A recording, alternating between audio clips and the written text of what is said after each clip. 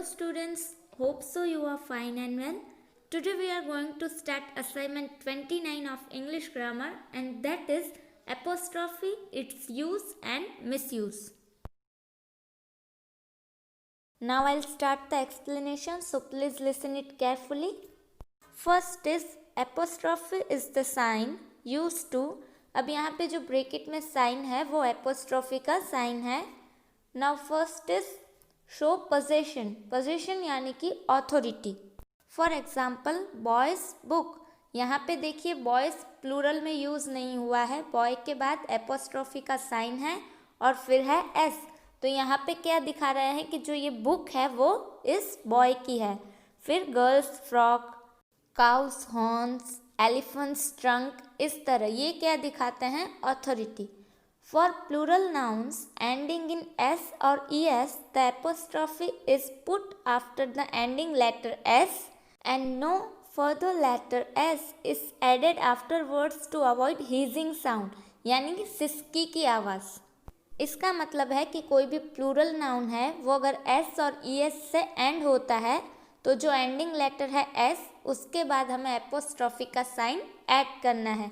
Examples देखिए. Boys, तो यहाँ पर एक बॉय के बारे में हम बात नहीं कर रहे हैं, ये प्लूरल है बॉयज़. तो यहाँ पे हम एस के बाद सिर्फ एपोस्ट्रॉफी का साइन ऐड करेंगे. Same as girls, elephants etcetera. But when the plural noun is formed without the addition of S और E S, the usual S is added after the apostrophe. कोई plural noun है वो S और E S से and नहीं होता तो हम जैसे यूजुअली करते हैं वैसे ही नाउन लिखने के बाद हम एपोस्ट्रॉफी का साइन और फिर पीछे एस ऐड करेंगे. पर कब? जब कोई प्लूरल नाउन है वो एस और ई एस से एंड नहीं होता तब. एग्जाम्पल्स देखिए. Men's garments. तो अब यहाँ पे देखिए एम ए एन मैन नहीं है, सिंगुलर नहीं है, M E N plural man है. तो हमने क्या किया है? नाउन लिखने के बाद एपोस्ट्रॉफी का साइन करके पीछे एस ऐड कर दिया है. फिर नेक्स्ट एग्जाम्पल है माइस टेल्स. तो यहाँ पे माइस है वो माउस का प्लूरल है. और देखिए MICE माइस में पीछे ES या S नहीं आता, इसलिए हम नाउन लिखने के बाद एपोस्ट्रॉफी की साइन और फिर S ऐड करेंगे. अब हमने ऑथोरिटी के रिलेटेड एपोस्ट्रॉफी का साइन देख लिया और उसका यूज़ भी देख लिया. अब हम नेक्स्ट देखेंगे मैक कॉन्ट्रैक्टेड फॉर्म्स. ये बहुत ही इजी है. आप एग्जाम्पल देखिए. Doesn't, didn't, isn't, mustn't, am, he's, she's, you're etcetera. ये सारे हेल्पिंग वर्ब के शॉर्ट फॉर्म है. जैसे कि फर्स्ट में हम डज नॉट लिखते हैं, पर अगर हम शॉर्ट में लिखे तो हम लिखेंगे डजंट. फिर है डिडंट यानी कि डिड नॉट का शॉर्ट फॉर्म. फिर इज़ नॉट का इजेंट, मस्ट नॉट का मसंट, आई एम का आई एम, ही इज़ का हीज़, शी इज़ का शीज़, यू आर का योर. इस तरह हम लिखते हैं. सो ये बहुत इजी है, आप ऑलरेडी इससे फेमिलियर है. Now third one is make Plurals of letters.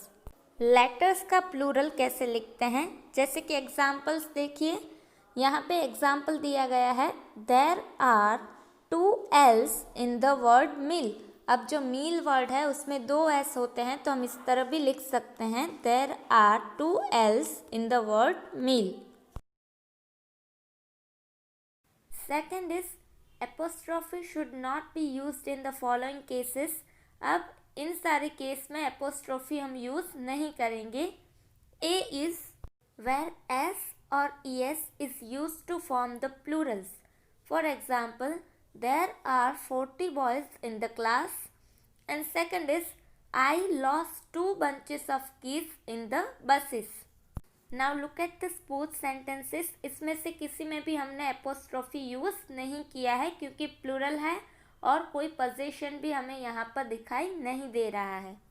B is where s or es is added to the verb to the form present tense in the third person singular nouns.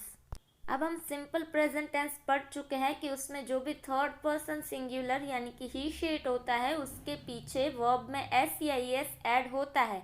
जब भी कोई ऐसा sentence हो जिसमें present tense में third person singular use हुआ है तब हम एपोस्ट्रॉफी यूज नहीं करेंगे।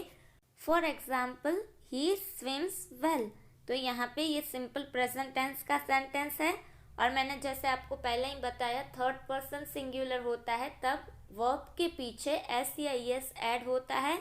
तो यहाँ पर हमारा थर्ड पर्सन सिंगुलर है ही, तो यहाँ पे मेन वर्ब है स्विम, उसमें एस ऐड हुआ है तो हम एपोस्ट्रॉफी ऐसे केस में ऐड नहीं करेंगे। सेकंड एग्जाम्पल है मिस्टर स्मिथ टीचेस इंग्लिश। यहाँ पर भी मिस्टर स्मिथ यानी हो गया ही, तो यहाँ पर भी मेन वर्ब में ईएस ऐड होगा, टीच की जगह हम लिखेंगे teaches. Mister Smith teaches English, तो यहाँ पर भी एपोस्ट्रॉफी यूज नहीं होगा। नोट भी देख लेते हैं। Apostrophe is generally not used to show possession in case of lifeless things, यानी कि न्यूटर जेंडर, जो भी लाइफलेस थिंग्स है उसमें भी हम एपोस्ट्रॉफी यूज नहीं करते। यहाँ पर एग्जाम्पल भी है, it is not good to say the table's legs. हम जब भी बोलते हैं हम ऐसा नहीं बोलते the table's legs, it is better to say the legs of the table. हम क्या कहेंगे, the legs of the table. Table क्या है, लाइफलेस थिंग है, इसलिए हम उसमें एपोस्ट्रॉफी का यूज नहीं करेंगे।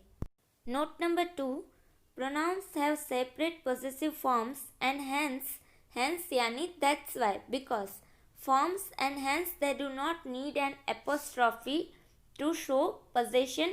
See the list below.